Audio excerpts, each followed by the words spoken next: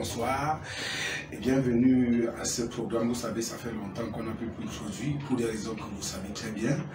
Moi étant en prison et Néné Chantal Roger-Tulle pour chasser également et qui a subi une kyrielle de procès. Il avait dû une vingtaine de procès. Il avait dû aller se cacher quelque part à l'ambassade des, je crois que c'était les États-Unis. Et en Europe d'ailleurs aussi. Ah, bien évidemment. Alors, Chantal Roger-Tulle, bonsoir et bienvenue. Bonsoir Paul, c'est un privilège de retrouver nos internautes. C'est un privilège avec eux de parler de l'avenir du Cameroun. Parce qu'au-delà des tribulations, des vexations, j'aime à réécouter les paroles du grand musicien Alpha Blondy, au-delà de la dictature d'une minorité, il faut penser qu'un jour, le soleil se lèvera. Voyez-vous, quelque longue soit la nuit, le soleil finit toujours par poindre. Alors, c'est un plaisir avec les internautes qu'on a, à notre volonté défendant, abandonné au bord du chemin. Mais chacun comprendra que c'était un autre corps défendant. Nous avons, pour ce qui me concerne, dû affronter 20 procédures judiciaires, autant de condamnations. Et je dois vous dire que même condamné, ces procès continuent à passer alors bien qu'on appelle ça au Cameroun l'autorité de la chose jugée. Donc, si vous avez la malchance d'affronter quelqu'un qui de surcroît est de la famille du chef de l'État, grand pontu du régime, ainsi de suite, vous imaginez par quoi je suis passé. Le frère et ami, votre voisin et votre ami, votre confident de la vérité, le TGV de l'information, lui a dû séjourner 2 longues et douloureuses années de sa vie à Kondengui, pour rien, il faut le dire. Donc au Cameroun, on en est là. Le simple fait de dénoncer que ce que les autres font n'est pas bien vous vaut la prison. Le simple fait de marcher, c'est-à-dire que vous faites du sport. Si vous n'avez pas pris l'autorisation, eh bien on vous arrête et on dit terrorisme. Et vous êtes jugé par le tribunal militaire. Il n'y a pas un système comme ça à travers le monde. Même dans l'Allemagne nazie, cela n'existait pas. Alors, malgré tout cela, je suis très heureux de vous retrouver tous et ensemble, on va aider à faire évoluer le débat ce soir, comme désormais chaque semaine, je crois. Tout à fait. Nous prendrons des thèmes pour que chacun sache que la vérité ne meurt pas, que nos vies ne valent rien, que seule est importante l'avenir du Cameroun, les vies des populations du Cameroun, et à la fin, sans doute l'avenir de nos enfants. Ceux pour qui nous devons nous battre. Parce que ceux qui nous ont précédés, ce sont battus pour nous. Ah, bien évidemment, vous parlez tout à l'heure de tribulation. Il faut dire, ils sont nombreux derrière les barreaux, des prisonniers politiques, des journalistes, des activistes. Et avant d'évoquer, c'est d'ailleurs ça qui constitue la première thématique pour laquelle nous sommes là ce soir. Oui. Nous avons une actualité récente, la libération de Martin Kamimim. Il a été libéré sous garant. Vous savez que Martin Kamimim, c'est celui qui est impliqué dans le journaliste, célèbre de commentateur sportif, qui est impliqué dans une affaire de meurtre contenant l'affaire Malika. On se souvient il y a quelques mois. Oui. Cette actualité a fait le chou des réseaux sociaux et des médias. Il a été interpellé et placé en détention provisoire à la prison de New-Bella-Douala avec son acolyte Eteki. Et sauf qu'aujourd'hui, Martin Kamimim a été libéré sous garant, mais pas Eteki. Il faut également dire Eteki avait également introduit une libération, une demande de libération. Quelle est l'appréciation que vous portez sur cette D'abord que c'est une justice aux ordres. Je n'ai pas dit aux ordres, hein. Aux ordres. Voyez-vous, c'est le président de la République, patron de la magistrature, qui, comme dit la Constitution, nomme et révoque à tous les emplois civils et militaires. Pire encore pour ceux qui conseillent les magistrats, c'est lui qui les note, qui les affecte, qui les révoque ou qui les rétribue, c'est-à-dire qui les récompense quand tel ou tel a bien travaillé. Donc le destin professionnel d'un magistrat dépend essentiellement de la personne qui a entre ses mains, comme je disais tout à l'heure, leur avenir et leur présent. Pourquoi ne pas le dire également? Parce qu'il peut décider, il avait dit à Eric Tchindjé, qu'on se souvient très bien, pour ceux qui sont de ma génération, il suffit que je bouge ma tête et vous n'êtes plus là où vous êtes, monsieur Tchindjé. Parce que monsieur Tchindjé, à l'époque, c'est qui était des énormes vols qu'il y avait déjà dans une banque très célèbre de la République, et des vols qui, me semble, interpellaient déjà quelques membres très proches de la famille du chef de l'État, nouvellement président de la République. Donc, je voulais dire que cette justice-là, qui dépend d'une seule personne, eh bien, peut servir cette personne-là et ses affidés, si tant est qu'il faut récompenser, rétribuer ou élargir des gens qui ont servi la cause du village. C'est difficile de parler comme cela, mais c'est la stricte vérité. Et donc, en Afrique et notamment au Cameroun, le pouvoir est divisé en petites parcelles. C'est-à-dire qu'il y a les hommes de pouvoir et les hommes du pouvoir. C'est-à-dire? Alors, si vous avez les hommes de pouvoir, c'est les hommes qui sont très rapprochés du président de la République, le président Paul Biya. Ce sont des gens qui détiennent des parts très importantes du pouvoir. Ces personnes sont M. Famdongo, on peut les citer. Ces personnes sont le sultan des Babon Roi, il est mort, paix à son âme. Ces personnes sont M. Nyandi Fendi Marcel. Ces personnes sont M. Motazé Louis-Paul. Une autre vient de faire son apparition dans le microcosme politique camerounais, M. Mbondo Sylvain Jean. Ces personnes sont des gens qui décident, qui peuvent décider de l'avenir économique, politique ou social même de la République du Cameroun. Et donc, ce sont les hommes de pouvoir qui détiennent des grosses parcelles de pouvoir et qui, dans le cas du Cameroun, malheureusement, ont droit de vie ou de mort sur d'autres citoyens. Maintenant, il y a ces personnes qui sont les hommes de pouvoir, donnent un peu de leur pouvoir à leurs affidés, c'est-à-dire à leur délégation, à une forme de délégation, à leurs commissionnés.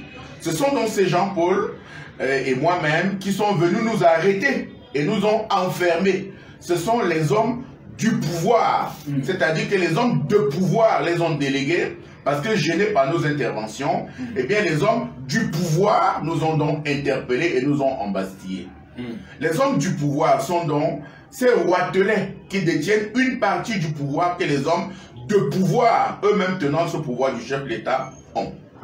Et donc je disais que ces hommes de pouvoir ont délégué un peu de pouvoir aux hommes du pouvoir. Et quand vous servez la cause, eh bien, si vous êtes dans un cas gênant comme celui de M. Kamimim, même si on laisse passer un peu de temps, je n'ai pas dit que c'est son cas, même si on laisse passer un peu de temps, il est évident que le jeu des solidarités, des engrenages aidants, eh bien, on se souviendra que tel sert la cause de la tribu, sert la cause du clan politique, sert la cause du clan économique, parce qu'aujourd'hui, il y a désormais les clans économiques également, qui sont les clans des détourneurs, qui se sont créés une sorte de solidarité.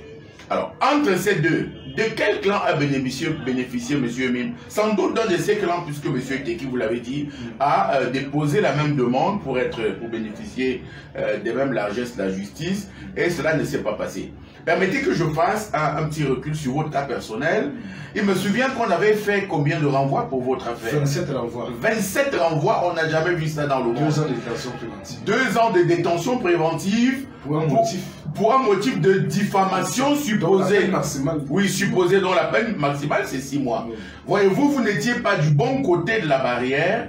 Vous gêniez sans doute les hommes de pouvoir qui avaient délégué les hommes du pouvoir pour en découdre avec vous. Alors, cela dépend de quel côté vous êtes. Et pour ce qui vous concerne, pour vous connaître et pour vous pratiquer tous les jours, je sais que vous êtes du côté du peuple, eh bien vous gênez les intérêts de quelques personnes. Alors, est-ce que M. Kamimim les gênait ses intérêts? On va peut-être parler complètement pour que les Camerounais viennent au fait des choses. Il m'a semblé qu'il était très proche des milieux puissants de la chose sportive au Cameroun. Il m'a semblé également, c'est une opinion, hein, que les gens qui partageaient ce genre de pratiques sexuelles venaient des milieux divers. Et parmi ces gens, il y avait les hommes du pouvoir. Et que dans ces hommes du pouvoir, quand vous êtes dans le groupe de ces hommes du pouvoir, vous bénéficiez des mêmes allègements des sanctions que ces hommes du pouvoir. Je parle, voyez-vous, je suis gêné, je parle en parabole presque. Parce que si vous citez les noms, ils vont, puisque l'affaire est encore en cours, vous porter plainte et vont vous prendre parce que vous avez intervenu dans une affaire qui n'est pas encore tranchée, ou une affaire dont la procédure n'est pas encore achevée. Pour le cas de M. Eteki, oui, bien évidemment, il peut à juste titre penser qu'il s'agit d'une injustice. Parce qu'en réalité, pourquoi accorder ceci à l'autre et pas cela à l'autre?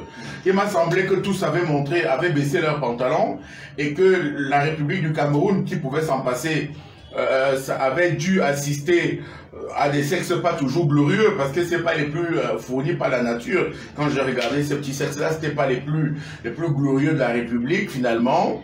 Et que donc, ces gens qui s'étaient livrés à ce genre de pratiques stupides-là n'étaient pas les uns moins coupables que d'autres. Je rentre sur un fait simple, c'est que quelle justice pour quel Camerounais? Quelle justice pour quel Voyez-vous, le Christ, pour ceux qui sont catholiques comme moi, est venu faire 3 choses fondamentales. Il a jugé. Et quand il a jugé, il a prôné la tolérance. Il a dit que celui qui n'a jamais péché jette la première pierre sur cette dame. Et tous les hommes qui étaient là, qui étaient déjà allés en cachette, bénéficier des grâces intimes de cette dame-là, eh bien personne n'a cru que c'était nécessaire, aussitôt dévoilé par le Christ, de jeter une pierre. Le Christ, la justice, elle est donc très malade au Cameroun. On ne peut pas bâtir un pays avec une justice très malade elle-même. Alors, voyez-vous, je voulais permettez, le Christ est venu enseigner également. Voyez qu'est-ce qu'on a au lycée de Mendon, voyez qu'est-ce qu'on a à Colbison, voyez ce qu'on a à Bafoussam, voyez le nombre de drogues. C'est la déconfiture du tissu scolaire au Cameroun. Parce qu'aujourd'hui, il n'y a plus aucun repère. Un enfant qui n'a plus de famille trouve dans un groupe de sexe une sorte de solidarité sociale. Il trouve dans un père qui doit déménager d'un Nairobi à l'autre parce que son salaire est très petit. Tiens, je suis au courant que les salaires vont baisser là dans 2 mois, je souhaite me tromper. Eh bien, quand il vit cette détresse économique de son père, il est tenté par ce genre de pratique sexuelle qui lui rapporte non pas l'argent, mais au moins la reconnaissance de ses pères. Le Christ donc est venu enseigner, l'éducation est également très malade au Cameroun. Vous voyez, on a parlé de la justice et de l'éducation. L'autre chose qu'il est venu faire le Christ, il a soigné des gens. Je regarde avec beaucoup de douleur et de consternation celui que le Cameroun subit. Le mal nommé Malachi Malaouda, qui jubile dans les chaînes de télévision du Cameroun avec des très jolis gandois, des leçons d'intellectuels, des lunettes d'intellectuels. L'histoire dira s'il a lu les livres qu'il revendique. Et qui dit qu'il est le meilleur ministre de Paul Biya, seulement 3 mois après que l'argent... Je l'ai lu dans les journaux. Alors que l'argent du Covid a disparu. Voyez-vous, j'aime à écouter des personnes qui veulent parler le français comme des Français. Ils disent, c'est des présumés détournements. D'accord. Mais un fait est constant. Voilà. Mais un fait est constant, cet argent n'existe plus. Où est-il parti? D'ailleurs, on a la Chambre des comptes qui... Et l'argent a été destiné à un ministère, le ministère de la Santé. Mais c'est pas le seul, il faut le dire. Bien entendu, bien entendu. Comment peut-il être à continuer à parader, à signer des décrets dans un domaine aussi sensible que la santé publique? J'ai vu la semaine dernière qu'on avait déclaré 384 morts en seulement 2 mois pour la 2e vague. Ça veut dire que la 2e vague fait au moins le double des morts de la première vague. Que quelqu'un qui est au moins au centre de cette affaire se pavane et se comporte comme il le comporte, participe de ce qu'on appelle narguer le petit peuple. Donc voyez-vous, le Christ a jugé, a soigné, a éduqué. Aucune de ces choses n'est faite au Cameroun. C'est donc un pays qui a entonné son requiem, qui vit son avenir à l'imparfait. Voilà. Alors, qui vit son avenir à l'imparfait. Alors, ça nous renvoie encore cette thématique principale, parce qu'il faut le dire, nous avons décidé de revenir dessus, parce que c'est important. On a comme impression qu'ils sont oubliés. Il s'agit notamment des prisonniers politiques. On a décidé de mettre un cap sur le cas parce que ça en fait trop. On a vu aujourd'hui la libération, comme on l'a dit, les messieurs étaient impliqués dans une histoire de meurtre. Récemment, c'était Monsieur Camille, autant pour moi. On a vu l'artiste ténor qui a été libéré, impliqué dans une affaire d'homicide involontaire, qui fait déjà des tournées, qui annonce la grande pompe, alors qu'on l'avait libéré sous le prétexte qu'il allait se faire soigner. On a vu un sous-préfet assassiner une jeune étudiante. Jusqu'à aujourd'hui, il n'a jamais été inquiété. On a vu des gens casser des maisons, brûler la maison d'un sous-préfet. Il y a eu des morts dans l'Ombam, ils n'ont jamais été inquiétés. Mais depuis pratiquement plus d'1 an aujourd'hui, il y a des militants de certains partis, notamment le mouvement stand-up de Mme Kawala, et à celui du MRC, on pense à Bibou Nissa, M. Alain Fouré. On a vu le jeune activiste qui d'ailleurs travaillait avec nous, M. Sébastien Ebala, qui bientôt 2 ans, parce qu'il a dit qu'il n'est plus d'accord que M. reste au pouvoir, il est aujourd'hui dans les geôles. On pense aujourd'hui à quelqu'un qui a d'ailleurs servi ces gens, notamment Bobo Mormatique, qui est détenu. J'ai eu à apprendre qu'il est gradué au tribunal militaire, ça veut dire qu'il risque la peine de mort. J'ai eu à apprendre que le tribunal militaire se dit incompétent, mais on a quand même mis l'affaire en délibéré pour le. Comment quel est le regard que vous portez que des personnes pour des opinions soient exposés à des tribunaux où ils risquent la peine de mort, et les personnes qui sont pourtant impliquées dans des motifs plus graves bénéficient d'une largesse. Est-ce qu'il n'y a pas un Cameroun? C'est le triomphe de l'arbitraire qu'on peut expliquer de plusieurs façons. J'avais commencé par dire que l'État, le Cameroun, était divisé en clans. Des clans politiques, des clans économiques, des clans tribaux. Pour les clans politiques, la plupart, on va le dire, hein, j'ai regardé à la télévision un communiqué très généreux de quelques naïfs, il faut le dire, ou qui veulent tromper, je ne sais plus qui au Cameroun, on ne peut plus tromper personne. Hein, la commission Moussongue sur le bilinguisme, je ne sais pas quoi. Tout à fait. Qui dit qu'il faut faire des discours haineux, la lutte contre cela. J'aimerais qu'ils revoient leur salaire à la baisse, parce que ça me semble de trop gros salaire pour des gens qui se promènent simplement et qui disent aimez-vous. Les Camerounais s'aiment déjà beaucoup, la preuve. Les anglophones viennent se cacher à Yaoundé, à Bafoussam, à Bertois chez moi. C'est bien que le peuple n'a pas de problème. Le peuple a un problème, anglophone comme francophone, avec la malgestion, avec les vols. J'aime pas le terme les détournements de fonds publics, la corruption. Ce sont des détournements massifs et ce sont des vols.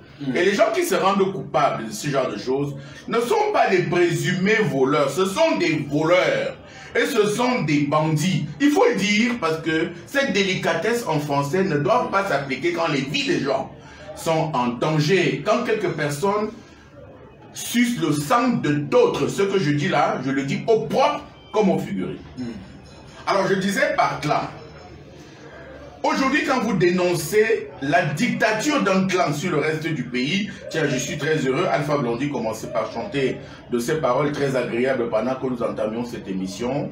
Eh bien quand vous êtes en face de ce clan, il y a fatalement des affidés, fatalement des gens qu'on a pris pour aider ce clan à se soutenir. On ne va pas le citer ce clan, mais chacun sait bien de qui je parle. Quelqu'un a écrit les paradoxes du pays organisateur. Mais si vous comptez le nombre de ministres, le nombre de directeurs généraux, le nombre de généraux d'armée, le nombre de commissaires divisionnaires, vous comprenez que c'est un Cameroun à part. C'est un Cameroun de gouverner et un autre de gouvernant. C'est un fait constant. Prenez un bic, comptez le nombre de personnes qui sont entrées à l'EMIA pour devenir officiers supérieurs de notre armée, comptez ceux qui sont entrés à l'ENAM depuis près de 20 ans, eh bien c'est un fait constant. Il ne s'agit pas là de discours haineux.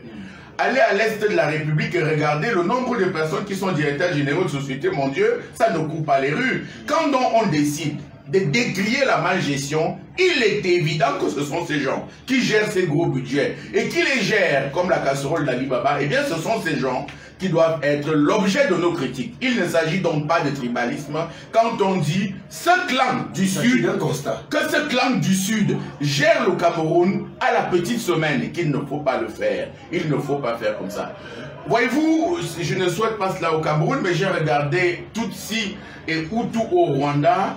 Des hécatombes comme celle-là commencent avec des frustrations et comme celle que nous vivons au Cameroun aujourd'hui. Alors votre question, elle était le tribunal militaire et les prisonniers politiques. Le président de la République du Cameroun a dit « J'aimerais que l'histoire retienne de moi celui qui a apporté la démocratie et la prospérité au Cameroun. » Pour la prospérité, chacun sait bien que nous avons pris un très mauvais chemin depuis le début. À sa décharge, le président Biya a fait l'école de la gestion des colonies. Voilà ce qu'il a fait. Il n'a pas fait de sciences politiques. Il faut qu'on le dise aux Camerounais. Il a fait l'école de gestion des colonies. C'est pour démontrer quoi en fait? Pour démontrer que le colon rétribue, c'est-à-dire récompense. Le colon achète quand vous voulez résister, ou le colon vous brime quand vous avez trop résisté. Ces trois procédures, depuis que le président Biya est là, c'est les trois choses qu'ils ont faites. Vous marchez avec lui, il vous récompense. Vous apportez un équilibre et vous renforcez le clan. Vous êtes davantage récompensé. Vous renforcez le pouvoir. Vous êtes un homme de pouvoir ou un homme du pouvoir. Vous combattez une certaine façon de faire. Vous êtes l'ennemi du clan, l'ennemi des deux groupes précédents. Vous êtes celui qu'il faut abattre.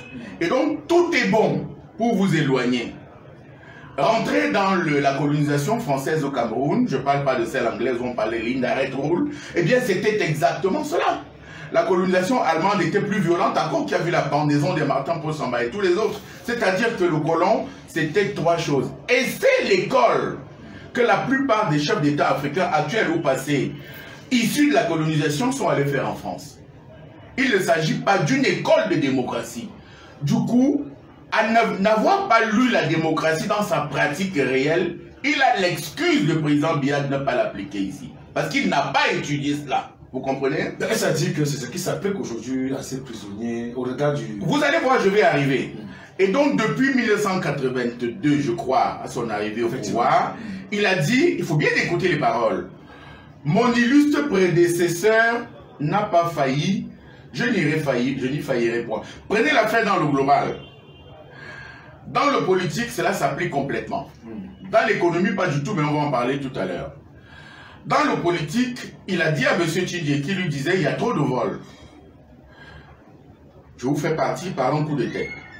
Il y a eu le push du 6 avril. Et les exactions qui ont suivi.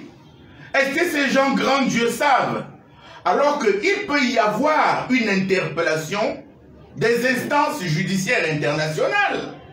Qu'on peut alors parler de crimes contre l'humanité. Quand quelqu'un a eu fait un push, quand on l'a jugé, même quand on l'a fusillé, il y a une sépulture.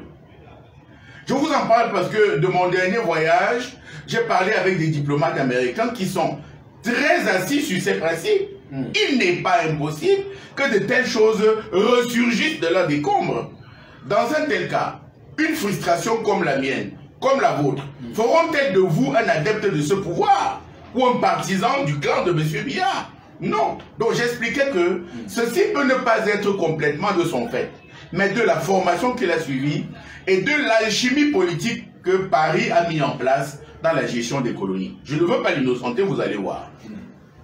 Quand il arrive, il dit qu'il va être l'homme qui a été retenu qui doit être retenu comme l'homme de la démocratie. Pour l'économie, toutes les sociétés, toutes les entreprises de souveraineté nationale ont été volées. Écoutez-moi, volées, je n'ai pas dit vendues. Volées. Est-ce que vous avez les preuves? Vous avez l'histoire à tout. Lazare Atou, que tout le monde a aujourd'hui, que j'avais par ailleurs déjà à l'époque de la tribune de l'Est interdit à vie par les soins de M. Peter et Sokade, son ami le DG de la CNPS, interdit à vie la tribune de l'Est, sans que personne ne réagisse, pas même le président de la République, alors bien que j'ai travaillé pour le comité central du RDP pendant près de 10 ans.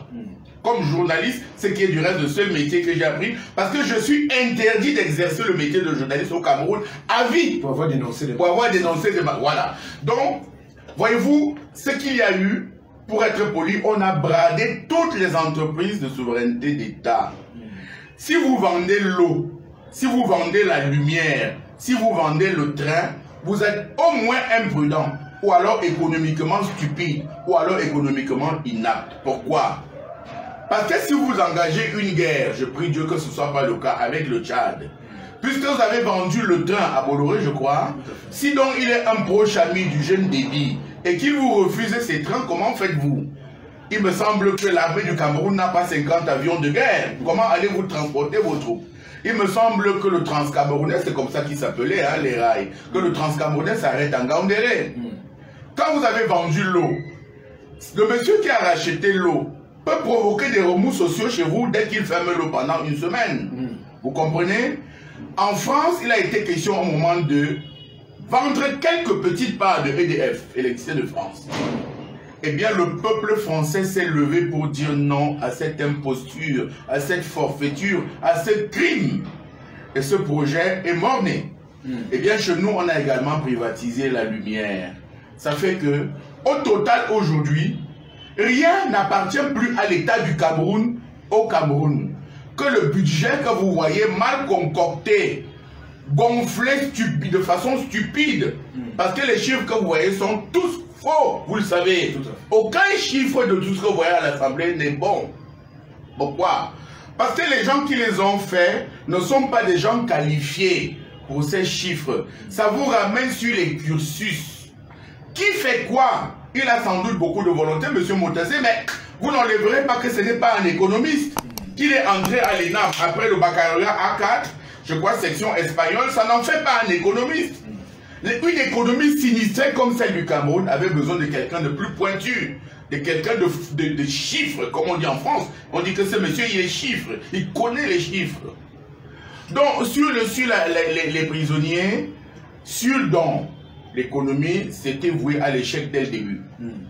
Sur la politique, après la bolle en 90, nous étions plusieurs personnes, vous et moi à l'université, à rêver qu'un nouveau vent se lèverait qui nous permettra de critiquer la malgestion de l'économie. Au moins. Qui nous permettra de critiquer le système scolaire que nous subissions. Parce que si vous allez en Allemagne, votre voisin d'à côté, qui se lève le matin pour aller serrer 2 boulons, est au moins aussi riche que le plus riche du Nigeria. Je ne parle pas du Cameroun parce que ce sont des fortunes volées. En Allemagne, on dit c'est le know-how. Vous savez faire quoi? Pas vous avez quel diplôme. Voilà. Et non le know, pardon. Le know qui, lui, s'apparente davantage à la tribu. Je peux en parler, parce que je m'appelle Tuile, je suis de l'Est du Cameroun. Quelqu'un ici a dit une tuile, va dans ton village à Bafang, tu ne peux pas être maire à Yaoundé. J'étais candidat à l'élection de la mairie de Yaoundé 6e, où je suis né du reste. Donc, pour les prisonniers, ils sont les malheureuses victimes de ce système arbitraire. Autant de M. Ahidjo, parce qu'il faut faire le parallèle, autant de M. Ahidjo, il y avait ce qu'on appelait activité dangereuse. C'est-à-dire que vous asseyez au bar, vous buvez droit bien, un monsieur estimait que c'est activité dangereuse. Il y avait les arrestations administratives. C'est-à-dire que le sous-préfet ou le préfet de votre coin décide, il dit qu'il vous arrête et il vous enferme. Je crois que c'était 72 heures renouvelables, je ne sais même plus combien de fois. Pour rien. Il y avait même un qui interdisait, paix à son âme, je crois le ministre au Congo, qui avait interdit à un autre ministre d'aller dans son village au sud. Que quand tu viens ici, il y a beaucoup de désordre. Donc, ce système, basé sur la création des petits monstres, a généré de gros monstres aujourd'hui, qui sont des monstres judiciaires. Les gens du MRC, puisqu'il faut les citer par leur nom, qui sont à Kondengui, qui sont au tribunal militaire, n'ont rien à y faire. Pour quelqu'un qui a dit, je vais être retenu par l'histoire, comme quelqu'un qui a apporté la démocratie à mon peuple, au Cameroun. Et c'est un système qui se bat avec lui-même, voyez-vous. Est-ce que ce n'est pas une forme de parjure de la part de M. Biya? Il s'agit de ça malheureusement, mais vous ne pouvez pas le prendre seul, M. Biya, parce que, comme disait le professeur Alain Foguet, ce sont ces petites mains qui soutiennent toute cette alchimie. Pour que vous alliez en prison, embastillé pour hier, il a fallu qu'un policier vienne vous chercher à 20 heures. Il a fallu que quelqu'un écrive ça. Il a fallu qu'un juge renvoie votre procès 27 fois. Il a fallu que inutilement on confisque votre matériel de travail. Il a fallu qu'on envoie quelqu'un vous agresser la nuit et vous fendre le bras avec le couteau. Ce sont toutes ces petites mains qui forment, c'est une chaîne. Monsieur Biya en lui-même ne peut pas partir d'étudier et venir vous cravater. Quand nous allons réfléchir, parce que nous allons le faire, sur les voies et moyens de faire achever ce système d'injustice et d'arbitraire, évidemment de façon pacifique, il faudra réfléchir sur les responsabilités des uns et des autres. Parce que nous allons juger des gens. Il faut que ça soit bien clair. Tous ces gens qui se rendent coupables de viol contre la démocratie, contre l'économie du Cameroun, contre les libertés des Camerounais, seront jugés et punis. Et la peine de mort existe au Cameroun. Au Cameroun, il y a ce qu'on appelle confisquer les biens qui appartiennent à l'État. Cela existe, c'est écrit dans la Constitution. C'est la loi Chalonanawan. Après, si vous avez détourné 500 000 francs en montant, c'est la peine de mort par fusillade à la place publique. Qu'il soit bien clair. Pour des gens qui dépannent leurs amis à 3 milliards de francs pour des Guinness, pour boire leur Guinness du week-end, qu'ils le payeront. Que même quand ils seront allés en Europe, il y a ce qu'on appelle le droit d'extradition. Je ne peux pas achever sur les prisonniers, pardon, sans dire toute ma sympathie à tous ces frères de lutte. Je sais ce que c'est pour avoir eu 20 procédures judiciaires pour rien, d'avoir démontré tous les faits et toutes les preuves. d'avoir été condamné à 2 ans d'emprisonnement avec 5 ans de sursis et de continuer à aller au tribunal alors que j'ai déjà été jugé et condamné. Et que ce système soit su, que cette injustice soit su et connue par toutes les plus grosses institutions de la République, je n'ai pas dit les hommes, et que rien ne soit fait. Alors, à Alain Fogué, à Bibou Nissak et à tous les autres, dites-vous que votre combat n'est pas vain. Dites-vous que ce que vous faites là-bas, c'est pour la nation camerounaise. Dites-vous que Mandela, oui, parce que vous appellerez désormais comme ça, a fait au moins autant que vous pour bénéficier de devenir ce qu'on appelle un phare, c'est-à-dire celui qui montre la direction. Je sais pour l'avoir vécu pendant au moins 5 ans de ma vie. Vous avez vu, tous mes biens ont été incendiés. On a tiré sur moi, on a tué mes chiens. Mes enfants ne vont pas à l'école, ainsi de suite. Je sais que nous sommes ce qu'on appelle ceux qui ont donné leur vie pour que la République survive et pour que la République vive. Alors à eux, je dis toute ma sympathie et la sympathie du petit peuple qui vit témoin de tous ces viols de la Constitution et simplement de la dignité des hommes. Alors nous saluons également Salomon Béas, qui était le Nobel, un très jeune engagé, Sébastien Ebala qui était des nôtres. Sébastien Ebala qui était des nôtres, avec qui nous avons travaillé, qui est coupable d'avoir dit ce que les jeunes du Sud viennent d'écrire. Eux ont écrit, eux ont dit qu'ils n'étaient plus d'accord pour que le président Biya prenne un nouveau mandat, suite aux déclarations de M. Yeba ici, qui présentait le président Biya comme futur candidat à l'élection présidentielle de 2025. Eh bien, les jeunes boulous, pour ne pas dire comme cela, ont écrit pour dire qu'eux ne sont plus d'accord avec cela, qu'il avait un certain âge et qu'il n'était plus l'homme à même de diriger la République. Je voulais faire un coucou, avec votre permission, à la jeunesse de l'Est, qui s'est constituée en mouvement de défense des intérêts des jeunes de l'Est. Et je voulais faire un coucou à Yannick pour dire que oui, là-bas également, désormais, on a pris conscience que ce qu'on fait à l'Est, ce sont des prisons et des morgues. Des morgues dans une région où il n'y a pas l'électricité, vous voyez bien la face, et l'injustice dans une région qui vote le président Biya à 100% depuis 1982. Alors à l'Est également, tout le monde a pris conscience, et désormais les gens savent que ce n'est pas comme ça qu'on traite un peuple, tel que le peuple de l'Est est traité. Alors, nous allons directement, sans toutefois tarder. Il faut dire qu'on ne met personne, toutes même ses collègues journalistes,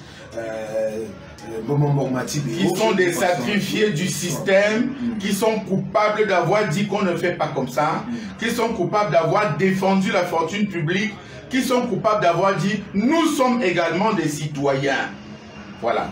Vous parlez tout à l'heure du pouvoir, des hommes du pouvoir et des hommes de pouvoir. Alors, nous avons assisté, je crois que c'était hier, à une forme, on va appeler ça entre guillemets, les clashs entre madame la ministre de la ville, comme on vient vous dire, du développement, bien madame Ketchakoutest, oui, et le préfet du département du Lé. On a constaté que madame la ministre a fait une sortie où elle n'a pas apprécié l'attitude du préfet, qui n'a pas assisté à la cérémonie de la session au pouvoir du président de la République. Les 39 ans de l'anniversaire du président de la République au pouvoir. Je trouve déjà indécent qu'on fait 39 ans au pouvoir de quelqu'un dans un régime dit démocratique.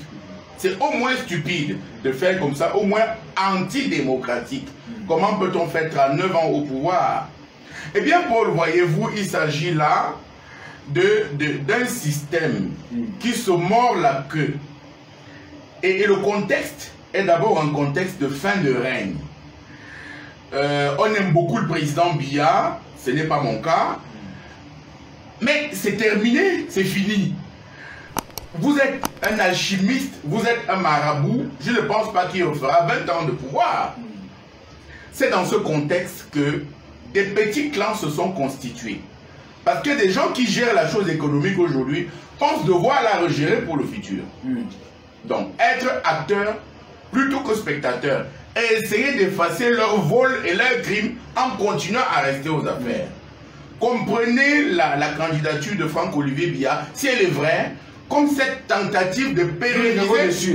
il faut le dire sur les guerres de... Voilà, pour essayer de pérenniser un système qui a déjà fait 40 ans, qui pourrait encore faire 40 ans, pour préserver certains acquis malhonnêtes et certaines positions de pouvoir surfaites. Pour parler donc de Mme Ketcha, j'ai dit qu'il faut voir le contexte de fin de règne. Je viens, de fin de règne. Voyez également le contexte où au Cameroun, le chef traditionnel est devenu un administré, est devenu un obligé du pouvoir politique. Parce que tous les chefs traditionnels du Cameroun aujourd'hui, un affidé, ont désormais des salaires. Donc, travaillent pour le compte de l'administration. Ils sont rares ceux qui ont encore le langage libre, comme Sa Majesté Soukoudjou, que je salue ici, qui disent encore la direction vers laquelle il faut aller, même de façon idéologique, c'est-à-dire que purement théorique. Parce que tous se sont alignés aujourd'hui. Et donc, le chef veut devenir sous-préfet. Le sous-préfet veut devenir préfet. Le préfet veut passer gouverneur et le gouverneur veut passer ministre. Depuis Mouchipou Seydou, ce schéma est entré dans les pratiques de l'administration territoriale au Cameroun. Chacun sait que même sous-préfet peut devenir préfet, et préfet peut devenir gouverneur, et gouverneur ministre. Je pense qu'il y en a 2 ou 3 gouverneurs qui sont déjà devenus ministres. Donc le préfet lui-même pense que son moment peut arriver, qu'également le pouvoir central peut faire de lui, lui qui est un homme du pouvoir, peut faire de lui un homme de pouvoir. Tout autant que Mme Ketcha, qui à une certaine époque était mère, était une femme du pouvoir, qui est devenue une femme de pouvoir. L'instrument pour devenir des hommes de pouvoir et du pouvoir, c'est le RDPC, qui est donc l'objet de la bataille, de la dispute, de la convoitise. C'est à celui qui tient le RDPC. Le cas particulier d'Undé est lequel? Il est celui où 2 personnalités fortes émergent. Il y a Mme Ketcha Koutès qui tient les masses, qui tient la foule, qui est une femme de tous les jours, qui côtoie tout le monde. Et il y a M. Nyat qui a un autre modèle de gouvernement qui est aristocratique, qui ne s'ouvre pas beaucoup. Et il y en a 2, vous parlez du père ou des... Je parle du père déjà. C'est donc la formation du père, Eric c'est récent. C'est donc la formation du père, qui est une formation de français, d'aristocrate français. Si vous l'avez côtoyé, c'est mon cas, il parle en français très châtié, avec un accent, qui n'est pas l'accent de Bassamba. Donc ce n'est pas celui qui les motomanes iront. Ce qui est différent de Mme Ketcha, que j'ai cru voir proche de Zumanto, la panthère de Banganté, des activités populaires, populistes, qui en ont fait, à tort ou à raison, la femme du peuple. Il y a donc le RDPC qui est l'objet de la dispute, qui est le strapontin pour monter et dire au chef, dire au prince, c'est-à-dire à Paul Biya, je suis ici. Il y a donc celle qui tient les troupes et l'autre qui tient l'establishment. Celle qui a les troupes, c'est Mme Ketcha, l'establishment, c'est M. Nyat. C'est comme ça que vous avez...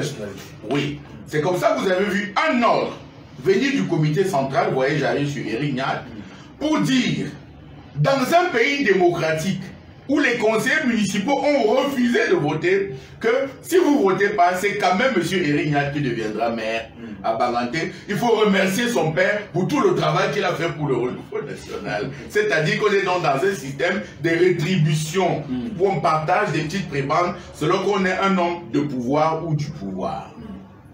Il faut voir cela comme ça. Madame Ketcha Koutès, qui arrive donc dans ce contexte, qui sait que l'enjeu central, c'est le RDPC, qui vient d'être élu président des sections, qui vient de battre le fils Nyat, malgré l'establishment, malgré le comité central, c'est que sa survie politique dépend de la base. Et l'opération bras de force qu'elle veut montrer ce jour-là, le jour de l'anniversaire de la session du président Biya, est un message qu'elle adresse au comité central du RDPC. Vous avez favorisé l'élection de Nyat au contraire de la dame que moi je l'ai positionnée. Je pense que c'était une dame, je crois qu'elle devait être enseignante. Au contraire de la dame que je positionnais moi, eh bien moi j'ai les troupes. Et ce sont les troupes... Madame Evelyne Nana. Voilà, Madame Evelyne Nana. Eh bien moi j'ai les troupes, ce sont les troupes qui votent. Restez dans vos bureaux au comité central, sans les troupes on n'a pas. D'ailleurs, voyez ce que je mobilise comme population. Et on en mobilise. Il ne faut pas oublier que le Ndé est à la lisière des régions en guerre du sud-ouest et du nord-ouest. le tampon étant Bafoussam, évidemment. Mais si vous prenez par Ngabetika, de l'autre côté là-bas, si vous prenez par ici, évidemment, Banganté n'est plus si loin du théâtre des hostilités. Madame Yadon, Madame Ketchadon, qui a déjà été dans d'autres meetings, il faut le dire, avec le préfet Dundé, sollicite le préfet Dundé pour dire « j'ai besoin des militaires pour encadrer cette marche ». Le préfet Dundé, qui lui-même n'a pas jeté l'éponge et qui pense qu'il peut devenir gouverneur, ne veut pas jouer pour Madame Ketcha, qui elle-même veut rester au gouvernement maintenant qu'on annonce qu'il y a un prochain remaniement. Elle a déjà les troupes, elle fait un grand meeting, ça lui fait un bonus en plus. Tout à fait. Donc Banganté a donc ce côté de diviser qu'il y a une qui tient les troupes et l'autre qui a l'administration. C'est ça la guerre presque ouverte qu'il y a entre Madame Ketcha et le prophète Dundé. Ce que vous avez vu là est la matérialisation de l'hostilité qu'il y a entre ces deux fortes personnalités. Rentrons sur le document dont vous parlez. Eh bien, le document à lui-même interpelle deux principes de loi. Le premier principe est la science politique pure. J'avais dit tout à l'heure les hommes du pouvoir et les hommes de pouvoir. Celui qui détient tout le pouvoir, c'est le président Paul Biya. À son avantage, la Constitution dit le chef de l'État, chef suprême des forces armées, patron de la magistrature, patron de la diplomatie, patron de ceci, patron du RDPC, nomme et révoque à tous les emplois civils et militaires. Voyez-vous? Eh bien, Madame Ketcha est donc un ministre de Monsieur Paul Biya. Il s'agit de fêter l'anniversaire de Paul Biya. En tant que ministre, peut-elle interpeller le prophète Dundé pour demander que les troupes soient mises à disposition comme personnalité politique de la région ou comme ministre? Et vous voyez, les deux se confondent au Cameroun. C'est pour ça que la science politique pure ne peut pas dire le droit, ne peut pas dire la loi dans ce cas précis. Parce que quand Madame Ketcha descend à Banganté, qu'elle s'arrête au marché et distribue des chasubles aux motomanes, c'est difficile de dire si c'est la présidente de la section ou si c'est Madame le ministre de l'urbanisme. J'ai entendu quelques-uns dire c'est le ministre Atanganji Paul qui peut donner un ordre au préfet parce que c'est le représentant du chef de l'État. Qu'il me soit permis de dire ici qu'en valeur absolue, le représentant du chef de l'État, c'est le sous-préfet. Et quand j'ai relu, c'est pour ça qu'il faut regarder ces querelles de clochers avec des lunettes d'intellectuels. Le communiqué est signé Madame le ministre de la ville. En gros, en gras. Et c'est écrit plus bas, en plus petit, président de section. C'est-à-dire que le titre qui revient plus gros, c'est le titre de ministre de je sais pas quoi. Et plus bas, c'est président de section. C'est-à-dire, c'est le ministre du gouvernement dont dépend ton ministre. Vous avez beau parler de parallélisme des formes, mais au Cameroun, le président Biya, qui est le centre du pouvoir, a appelé ça la solidarité gouvernementale. Et a dit que c'est obligé que les gens marchent avec les autres quand ils défendent la même cause. Madame Ketcha, je ne sais pas, participait-elle à un meeting de M. Touadéra ou de M. Idriss Déby ou de M. Bongo Ali? Il s'agissait bien d'un meeting, je crois, de M. Biya. Un raisonnement logique. Voilà. Donc, vous avez la loi, vous avez la constitution, vous avez la praxis de la chose politique des deux qui se mélangent. Au total, il me semble, moi je n'ai jamais rencontré Madame Ketcha, il me semble qu'on lui a fait un mauvais procès. Parce que M. Eyebe a ici, quand il est descendu à la Liquier, et a annoncé que le président Biya est le candidat de la Liquier pour les élections présidentielles de 2025, parlait d'abord du haut de son poste du ministre de l'urbanisme et de l'habitat, je crois. Se serait-il prononcé président des sections que personne ne serait venu? La Liquier a par ailleurs d'autres présidents des sections. Du reste, M. Ayeba ici n'est même pas président des sections. Mais M. Dumba appelait cela les personnalités ressources. Si vous êtes une personnalité ressource du comité central du RDPC, eh bien vous êtes porteur d'une partie du pouvoir du président national. Mais je voulais vous poser une question, comment pouvez-vous aller contre les prescriptions du président Biya qui, pour vous faire ministre, regarde si vous avez d'abord une base politique. Juste pour comprendre avec vous, parce qu'il y a eu des interventions, je voudrais savoir, est-ce que là, il n'y a pas une forme de confusion dans la mesure où Madame la ministre, effectivement, qui est membre du gouvernement, nommée par décret présidentiel, comme les préfets et autres, est-ce que le fait de l'interpeller dans le cadre d'un meeting qui concerne son parti politique n'est pas une façon de pousser le préfet de s'ingérer dans les affaires internes d'un parti politique? Puisque je veux convoquer ici Denis Emilien Atangana, le président du FDC avec qui j'ai échangé hier, qui me disait, selon lui, une opinion, qu'il s'agit d'une question d'esprit de loi. Parce que lui, il estimait que la sécurité d'une manifestation publique incombe, un, à l'initiateur, et de deux, au sous-préfet. Je ne sais pas si vous me comprenez ça. Voyez-vous, c'est pour ça que je parlais de contexte et des enjeux politiques. Dans le nez, on est obligé de le dire, hein, celle qui tient les troupes, celle qui tient la foule, c'est bien Madame Ketia. Le préfet n'a plus un grand rôle et il est assez étroit dans ses bottes. Ce qui est différent des zones où le préfet a une grande prédominance. Vous comprenez? Vous parlez de l'esprit de la loi. Elle n'existe pas. Les gens ont entretenu volontairement ce flou entre les deux. Je voulais interpeller ici un événement qui a eu lieu il n'y a pas longtemps. Vous étiez ici avec moi. Les populations, les chefs traditionnels et les jeunes dans le sud qui ont interpellé les représentants du RDPC. Le représentant du RDPC, membre du bureau politique de Femme Dongo Jacques. Eh bien, monsieur Femme Dongo Jacques, qui était accompagné du ministre de je ne sais pas quoi de la lumière, et Somba je ne sais pas quoi, voilà, a dit, je viens vous mettre la lumière. Qui parlait? Le ministre ou le militant? Il y a une forme de confusion. Vous voyez? Vous voyez? Vous avez un haut fonctionnaire, monsieur Sylvain Mvondor, qui décide d'aider ses frères, je mets des grosses guillemets, en installant qui? Un groupe électoral, qui un puits indépendant qui a beaucoup de centaines de millions de francs. Est-ce que c'est le directeur du ministère du Plan ou le président, au moins le candidat, un membre du RDPC qui agit? C'est qui? Est-ce qu'on n'a pas l'impression d'être dans un parti État? Je suis en train d'arriver.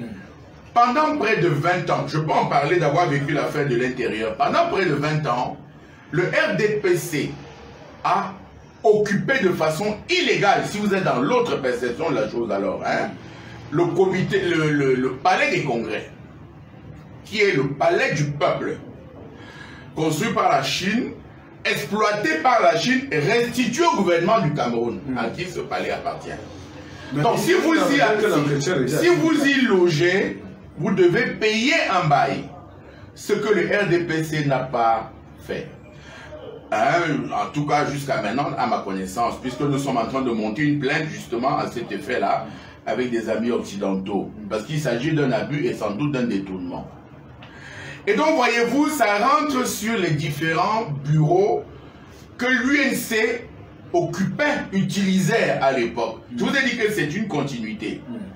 Quand l'UNC et son champion partent, il faut être très attentif là-dessus. À la naissance du RDPC, on ne donne pas le texte qui fait du RDPC un parti politique. On dit l'UNC devient le RDPC. Donc, confisque les biens meubles et immeubles de l'UNC. Eh bien, malheureusement, il a aussi confisqué le contenu politique. Le contenu politique. Au temps de M. Ahidjo, je me rappelle à l'ouest de la République, il y avait Kamé Samuel. Il ne serait jamais venu à personne de demander c'est qui M. Kamé Samuel. Quoique n'ayant pas de fortune officielle, de fonction officielle. Il ne serait jamais venu à personne de demander, pour ceux qui sont de l'océan, à Madame Chouame ou à Ngambile Samuel, que c'est qui Ngambile Samuel, évidemment qu'il devenait député plus tard, hein, monsieur le tard, que de quoi se mêle-t-il? Parce qu'on savait que c'était le tout-puissant président de la section. Il ne serait jamais venu à personne envie de demander que monsieur Moussa Aya Sakifada, c'est qui? Il n'est pas ministre. Pourquoi peut-il prendre de telles proportions politiques à Garoua alors qu'il n'a pas de fonction officielle? Parce que précisément depuis Ahidjo, les deux fonctions se sont mêlées. Voyez là où je vais arriver. Je vais arriver sur un drame qui a eu au Cameroun. Eh bien, ce drame, c'est le push du 6 avril. Voilà. Parce que quand M. Ahidjo part, il reste le président national de l'UNC. Pendant que M. Biya est le vice-président de l'UNC. Il faut investir les députés que le parti présentait cette année-là. Il y a donc une grande réunion au Palais des Congrès, à laquelle un clan, M. Sengakwa, M. Henri Bandolo, M. Georges Ngango, je vais demander à mon grand frère comment il est vivant encore lui, s'il en était. Ils étaient nombreux qui ont dit à M. Biya, tu es déjà le président. Tu ne peux plus arriver à une cérémonie après M. Ahidjo. Le parti n'est pas plus important que l'État. Et quelques personnes, parmi lesquelles Saba Leko Félix, parmi lesquelles il est mort maintenant, paix à son âme, Doumba Joseph Charles, parmi lesquelles d'autres personnes qui disent à M. Ahidjo, tu ne peux pas arriver après ce jeune garçon à qui tu viens de remettre le pouvoir. C'est le parti qui est le plus important parce que c'est le parti qui propose les candidats. Eh bien, le débat entre le parti et l'État, en ce moment-là, avait déjà prévalu. Du coup, et ça a généré le coup d'État que vous avez vu, parce que M. Ahidjo est arrivé, a attendu et n'a plus décoloré jusqu'à ce que le push que vous avez vu arrive. Il est reparti en Gaoundéré à son range et n'a plus reçu le président de la République, M. Biya, malgré ses sollicitations. Je pense même qu'il a fait un voyage en Gaoundéré, il n'a plus été reçu par M. Ahidjo. Voilà de quoi il s'est agi. Voilà pourquoi je pense que cette confusion ne date pas de maintenant, n'est pas le fait de Banganté, mais est un fait qui vient de plus loin encore, qu'il faut dépassionner, qu'il faut lier ça, je pense, hein, tout à fait modestement, comme je l'ai dit, qu'à Banganté, il y a le pouvoir administratif de monsieur le préfet et il y a le pouvoir politique de madame le ministre qui est à la base, de monsieur le préfet qui a les troupes, qui a les soldats et le décret. Et chacun dans son rôle, madame le ministre, président des sections dit, je fais un grand meeting, j'ai vu qu'il devait y avoir au moins 2000 personnes, 3000, 5000, et j'ai besoin de troupes. Et le prophète qui dit, je ne t'en donne pas, le parti n'intéresse pas l'État. Voyez-vous, il s'agit là d'une querelle qui date de depuis M. Ahidjo et qui se poursuit encore, je vais vous dire aujourd'hui, qui se poursuit encore aujourd'hui avec un fait simple. C'est le fait des conseillers du président de la République, c'est le fait du premier ministre du gouvernement et c'est le fait du secrétaire général ministre d'État. Le décret qui nomme les membres du gouvernement, c'est le même qui nomme le premier ministre chef du gouvernement, qui lui n'est pas forcément un homme politique, du moins pas avant sa nomination. Vous avez dans le même gouvernement ce qu'on appelait à l'époque les ministres forts. M. Famdongo Jacques, il y en a un d'ailleurs qui a dit au Premier ministre de l'époque, à M. Yann Philemon, moi j'ai du travail, et qui lui a répondu par fax que j'ai du, dites-lui que j'ai du travail, il n'est pas allé, il n'a pas répondu à cette demande d'explication. Donc vous avez d'un côté ce qu'on appelle au Cameroun les ministres politiques, et d'autres les ministres technocrates, si tant est qu'il y a des gens qui savent faire quoi, je ne sais même pas ici. Donc cette confusion-là a fait que la situation du Ndé a ouvert les yeux des Camerounais sur une situation de fait qu'il faudra forcément éclairer. Elle ne peut pas exister si le MRC, tiens, je suis moi-même président d'un parti politique, si mon parti, Debout le Cameroun, arrive aux affaires, parce que moi je sais faire avec beaucoup d'autres Camerounais qui eux n'ont pas la confusion des genres, la part des choses entre la chose de l'État, la chose publique et la chose du parti politique. Parce que c'est là que viennent les confusions. Quand il faut contenter un Camerounais, un camarade, eh bien on prend facilement un infirmier breveté pour en faire un ministre des Travaux publics. C'est le cas de M. Nganou Djoumessi. Vous savez qu'il est infirmier breveté. Et vous ne pouvez pas demander à un infirmier breveté d'être aussi pointu qu'un ingénieur de travaux publics pour faire Yaoundé et Simalène en autant de temps, en ayant englouti autant d'argent. Souvent, il ne s'agit même pas de sa faute, même pas de son fait, mais d'une simple incompétence qu'on aurait pu expliquer en sachant que c'est monsieur qui sait faire des injections, c'est monsieur qui sait prendre la température, ne peut pas savoir faire des routes.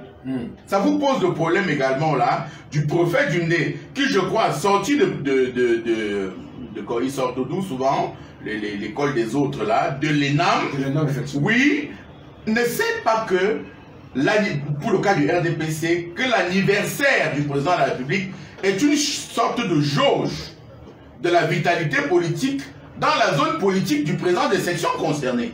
C'est le message que elle, Madame Ketia, veut faire passer à Biya, que le RDPC est toujours vivant à Banganté. Mais sauf que le document était confidentiel. Comment le document confidentiel? Voyez-vous qu'est-ce qui est encore confidentiel ici? Je vous ai dit que les gens s'organisent par petits clans, par petits groupes. Est-ce que le prophète, mécontent de ce que cela se soit passé comme ça, a voulu que ce soit public? Est-ce que les gens ont expressément se sont attardés sur le président des sections en ne regardant pas déjà la date? Et ensuite, les deux corps, les corps, ça veut dire les caractères. Le problème qui se pose aujourd'hui. Qui a voulu envenimer la chose? C'est les mêmes personnes, je crois, qui ont essayé d'envenimer autant de M. Aïdjo et de M. Biya.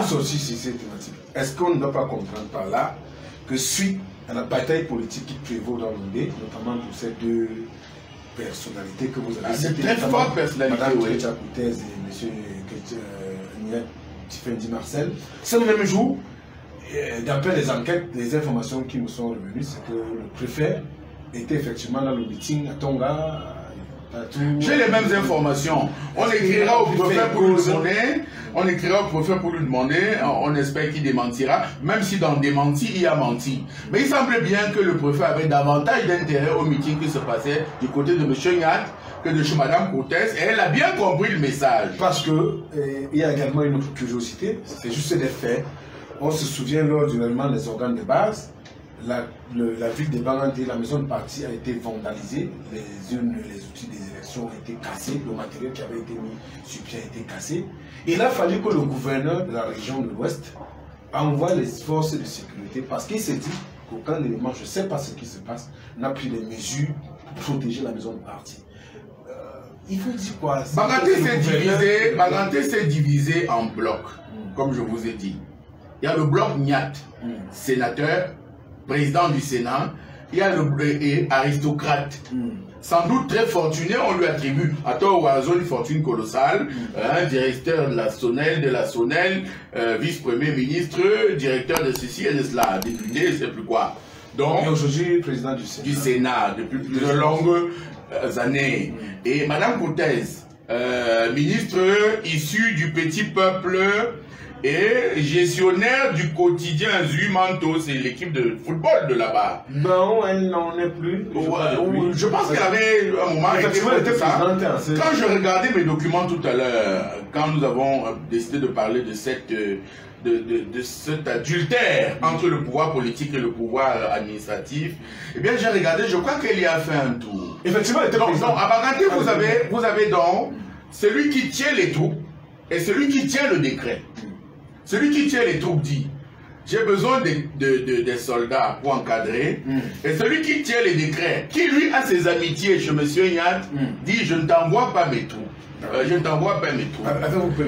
C'est cette cacophonie qui a fait que le nez, en réalité, ouvre une situation qui n'existe pas tout à l'heure. Comment sortir de l'auberge? En réalité. Ben, brutalement, je pense que... qu'est-ce qu'il y a encore à corriger aujourd'hui? Je pense qu'il faut laisser le RDPC mourir de sa bonne mort. Ce sont là les soubresauts d'un régime décadent. D'accord. Il faut laisser le RDPC mourir de sa bonne mort. Oui. Alors nous allons attaquer la troisième thématique. Vous savez que les Lions ont un retard. Nous verrons Lyon match à 20h. On est tenu par le temps. On a encore maximum 35 minutes. Oui. On a de le temps aux autres. Oui, pour parler pour le match. Alors, on a une autre actualité. C'est vrai. Vous voulez pas que je dise une chose sur les Lions indomptables? Je vais au risque de déplaire beaucoup de mes compatriotes. D'abord, rassurer tout le monde sur le fait que je suis un sportif, mais que je déteste l'utilisation politique que le pouvoir de Yaoundé fait des victoires des Lions indomptables. Qu'on sache que les jeunes filles qui ont pris la pirogue à leur risque et péril pour aller gagner la Coupe d'Afrique de voler au Rwanda n'ont jamais été reçus par le président de la République, n'ont jamais bénéficié de leurs primes. Oui, je me suis laissé dire que la capitaine de cette équipe-là avait un nom qui était voisin au mien. Moi, je m'appelle Pantuile et je ne suis pas de sa région d'origine. Je peux me tromper aussi, mais le jeune Ganou qui nous a ramené une ceinture noire, il me semble, n'a pas été de Coupe du Monde, hein, de champion du monde, n'a pas été reçu également. Simplement parce que ce n'est pas des choses qui font une adhésion populaire. Les latins disaient du pain et des jeux. Pour distraire un peuple, on lui donne du pain. Maintenant, il n'y a pas le pain, c'est le semblant de jeu qui reste. Alors, au risque de déplaire mes compatriotes, parce que personne n'a oublié que les Lions sont partis d'Yaoundé il y a quelques semaines. Dans la nuit, on jouait en catimini à 13h, on a quand même gagné 1-0 et sont revenus. Personne n'a oublié que Conceição a insulté les journalistes hier à la conférence de presse. S'est levé brutalement en leur parlant dans un portugais que personne ne comprend. Je veux leur dire, écoute-moi s'il te plaît, que personnellement, je suis pour que la Côte d'Ivoire élimine les lions indomptables. Le moment, pensez bien, écoutez-moi. Écoutez-moi, j'assume ce que je dis. Ce n'est pas l'équipe du Cameroun si elle est au service des ambitions politiques de quelques-uns. Je suis de ceux qui pensent que le moment est venu de repenser tout le mouvement sportif national. Combien a coûté le stade de Lembe? Il ne faut plus se cacher derrière les petites victoires des Lions pour expliquer les immenses vols qu'il y a autour de cela. Alors personnellement, je ne serai pas pour que les Lions gagnent aujourd'hui, mais c'est mon engagement personnel. Pourquoi seul le football peut marcher dans un pays où rien ne marche? Bonne question. Entre guillemets, selon vous, bon, moi, je souhaite une victoire des Lions notable ce soir. Bon, parlons effectivement des Lions. Là, il y a une actualité qui concerne cette fois-ci une Lionne. Et notamment Gaëlle Nganamou. Vous savez qu'elle a été au fait ces derniers temps de l'actualité avec une histoire de meurtre concernant une certaine Nanomo Charlie Brenda, connu plus sous le pseudonyme de Talifa. Il y a un mouvement dénommé Debout contre la décriminalisation de l'homosexualité dans notre pays, un abrégé DDHP, qui a saisi le procureur de la République près du tribunal de première instance de Yaoundé centre administratif hier pour demander à ce que ces deux personnes soient interpellées au regard de l'article 347 du Code de la loi de 2016 pour qu'il réprime cette pratique. Mais lui estime que ces dames doivent être interpellées et soumises à la justice. Sauf que Mme Gaëlle Nganamou n'est plus au Cameroun, elle est partie il y a cela pratiquement une semaine et demie. Monsieur Emmanuel Macron en visite au Sénégal. Voyez-vous, les Occidentaux nous mettent l'homosexualité dans toutes les sauces. Vous avez vu les Sangoku, ils parviennent à jeter des petites allusions troubles également dans les Sengaku. Il n'y a plus aucun film qui nous vient d'Occident où il n'y a pas deux garçons qui s'embrassent ou deux filles qui se tiennent par la main de façon équivoque. On veut nous faire adopter ceci. La plupart des nations africaines sont des nations pudiques. Pour le cas du Cameroun, il a été confié à la Vierge Marie, Marie Emberg. Vous comprenez, les fondements au Cameroun sont des fondements religieux, catholiques ou au moins musulmans. Le président Biya interrogé a dit que cette chose-là est interdite au Cameroun. Cette chose-là, il ne l'a même pas prononcée. Cette chose-là est interdite au Cameroun. Eh bien, cette chose-là est interdite et est punie de 5 ans d'emprisonnement par le code pénal du Cameroun. Première chose. Deuxième chose, l'homosexualité, à mon sens, en dehors du fait, si je reviens sur le Ghana qui votait hier, au Ghana, on a estimé que ce sont des grands malades, qu'il faut les soigner. Comment pensez-vous qu'un barbu décide de s'accrocher à la barbe d'un autre qui, je crois, a mangé les mêmes bitacolas que lui et bu les mêmes Guinness, pardon pour la publicité, et lui disent que Paul, tu es beau.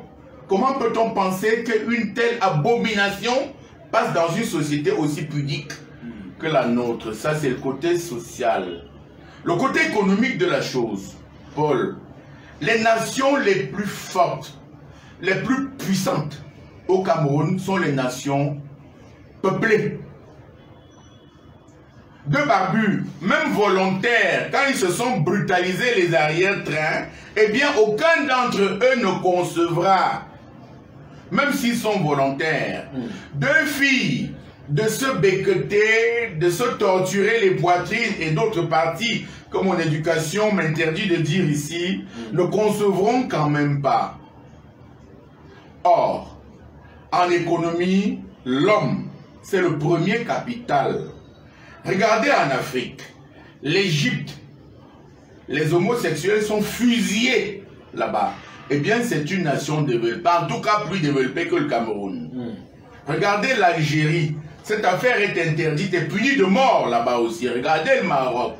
Ce sont des pays où on a déjà un satellite, où on a déjà créé un vaccin pour le Covid-19, où on n'a pas des ministres de la Santé qui viennent inaugurer des choses alors même qu'il y a une affaire pendante de beaucoup de centaines de milliards. C'est des pays où il y a la démocratie, où on sait que, de façon biologique, de façon religieuse, de façon économique, vous voyez, j'ai résumé les trois. Un homme doit aller avec une femme et vice-versa. Au Sénégal, le président Macron, en visite, a dit au président Macky Sall qu'il aimerait que le Sénégal s'ouvre à l'homosexualité. Et M. Macky Sall lui a dit, j'aimerais que la France s'ouvre à la polygamie. Il s'agit d'une question de contexte, d'éducation et d'opportunité. Quelle opportunité y a-t-il à ce que deux Camerounaises se brutalisent les arrière-trains et ce qui va avec, comme c'est le cas? Pour le cas de Mme Ngana Mouit, j'ai vu avec consternation ces images. Sans doute s'ajoute-t-il de quelqu'un qui n'a pas lu beaucoup de livres, voyez-vous, et qui copie de façon angélique n'est pas le terme exact, des pratiques d'ailleurs. Quand vous êtes allé en France, c'est votre cas, c'est mon cas. On n'est pas devenus des homosexuels parce que c'est autorisé là-bas. L'affaire devient plus grave, Paul, quand on sait qu'elle est team manager des Lions Indomptables, notre équipe nationale, et qu'il n'est pas impossible avec les mentalités de chantage qu'il y a chez nous, qu'avant de recruter une jeune fille, on lui demande de se soumettre à ces mêmes pratiques. Du coup, vous qui aimez tant le football, les Lions ne vous ramèneront pas les résultats escomptés aussi, mais avec des pratiques diaboliques. Parce que je pense, avec ceux qui sont de la même éducation que moi, que ce sont des pratiques diaboliques. Pour la jeune Khalifa, parce que j'ai dit que celle Ngana Mouit a sans doute lu de très mauvais livres, si elle les a lus même, parce que je me suis laissé dire qu'elle, à part le football, devait maîtriser les 12 premières lettres de l'alphabet français. Du coup, elle peut faire de jolies phrases en français. Du coup, son éducation est à parfaire. Et donc, il faut, pour Madame Khalifa, revoir cela sans doute comme la misère. La misère, elle est psychologique et elle est matérielle. À la genèse de l'affaire, Madame Ngana Mouit porte plainte à la PJ à Yaoundé et accuse Madame Khalifa, vous avez dit comment elle s'appelle, de lui avoir subtilisé 10 millions. Sauf que ces 10 millions, M. Motazé devra nous dire d'où viennent ces 10 millions. Le ministre lui, Paul Motazé. Il ne s'agit pas là de tribalisme, il s'agit des faits. Il semblait bien, d'après nos sources, nous souhaitons nous tromper. Et on espère qu'il envoie le démenti, M. Motazé. Il faut faire cette précision. Que Mme Ngana Mouit a bénéficié de 32 millions remis à elle par M. Motazé pour sa fondation. Mais les enfants des rails. Les enfants des rails. Et c'est l'information que nous avons et les documents qu'on nous a présentés. C'était le cas. Nous sommes désormais prudents et nous attendons les documents de M. Motazé avant de dire cette affaire au président conditionnel pour dire que il faudra que M. descende de son piédestal pour nous expliquer si c'est vrai que ces 30 millions viennent de l'argent du contribuable du ministère des Finances pour financer une pseudo-fondation que Mme Ngana Mouit, qui a moins de 40 ans, aurait fabriqué. Je crois qu'il y a eu un problème de... Les gens signalent. Un problème de lumière. Non, les gens signalent en fait. Il y a des gens qui signalent le live, c'est pourquoi ça interrompt. Voilà. Et voyez-vous, je voulais à votre suite dire qu'il faudra également préciser si tous ces gens qui sont venus en tourisme au Cameroun, Mme Ngana Mouit compris, ont effectivement reçu 50 millions de l'argent du contribuable du Cameroun pour vanter des stades que nous savons inachevés. D'où est venu cet argent? Nous attendons des preuves que cet argent n'est pas venu des caisses de la République. Voyez-vous pourquoi je déteste les Lions Indomptables aujourd'hui et le sport aujourd'hui? Il ne s'agit pas de ces jeunes garçons qui jouent, qui viennent des bas-fonds des quartiers comme moi, mais de l'usage que l'autorité au Cameroun fait du sport et des victoires des lions arrachés dans le sang, dans la douleur et dans le sacrifice. D'accord, j'étais d'ailleurs en train de préciser que d'après effectivement les informations, parce qu'on parlait d'une fondation, notamment la fondation des enfants des rails, je mets l'accent dessus parce que je peux affirmer ici que ces histoires de pratiques d'actes d'homosexualité, il faut le dire, d'après les informations qui sont en notre possession, il n'y a pas que le cas Khalifa. Il y a des cas, même pas, je parle même en ce qui concerne Mme Menga, il y a même des personnalités, je le précise encore ici, nous travaillons en fonction du temps et nous savons où nous allons. Donc il faut dire, cette fondation est, d'après ce que Mme Gaëlle m'a indiqué, censée venir en aide aux jeunes filles désœuvrées. Je ne sais pas si c'est un endroit pour recruter les enfants des gens pour faire ce type. On n'est pas loin de réfléchir. On n'est pas loin de réfléchir à ça. Une école à soi. Est-ce que, au regard de ce qui se passe, ce type de pratique, la moralité, une dame comme celle-là, peut-elle conduire une école? Je m'interroge. Voilà. Alors, il faut dire, je précise encore, qu'il y a de hautes personnalités. Vous pouvez continuer. Et c'est pour cela que je disais, avant que nos enquêtes, avant que ne soient achevées dans ce document, parce que manifestement c'est une grosse affaire qui intègre les partous, d'après les images qu'on a mis à notre disposition, tout à fait, qui intègre d'autres choses innommables, qu'il s'agit donc en réalité d'une grosse affaire qui devrait...